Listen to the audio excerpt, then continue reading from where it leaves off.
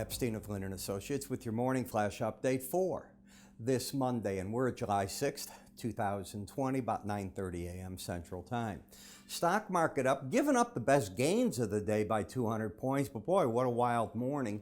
A lot of it had to do with the Chinese markets, which have taken off into new highs, better economic data, which we'd expect. I mean, come on, you've been opening economies. How's the data going to be worse? It's not.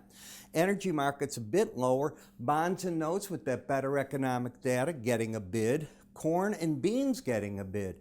Does this mean China's going to do something? I wrote last night part of a report that I read on Dow Jones Wires as to how China, it's going to be very hard for them to get anywhere near the amount of energy they said they'd buy.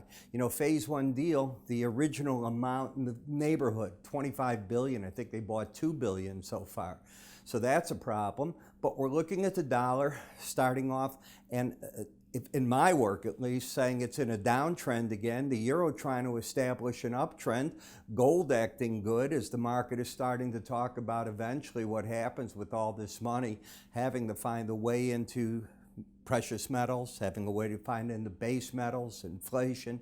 So the question is the dollar really going to drop right here? And what does that mean for parts of the economy?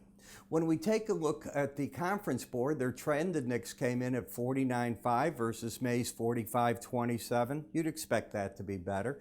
The ISM manufacturing data, as you can see in every category, no surprise that it's better. Again, we're coming from ground zero. Shanghai Composite Index, this is what the markets were focusing on last night, up nearly 6%, highest close since February 2018. So if China's good, does that spill over into the U.S.? And I guess that's one of the things the market is looking at. You know, if you're an ETF or a spider trader, as you know, in the afternoons I have a subscriber video, and it's much different from what I do right here. Frankly, what this does is it focuses, when I put it out, on buy here, sell there, and it ties. I try to really tie it into what's going to happen with my morning video, because often if the spiders and ETFs are up, well, that question is it based on what the futures have done? For the ETFs in large part, because when I do this and you look at them, you get the metals ETFs, you get the energy ETFs, you get I can go on and on. You get the SPY, the DIA. Well, they're directly linked to whatever the futures markets are doing. So by looking at both sides of it, you get a feel. But you still want to rip them apart one by one to see what they're at. And as you can see, this is pretty much what I cover for you. And I think it's the whole spectrum. I'm going to be putting on 5 more charts. We'll get up to 40.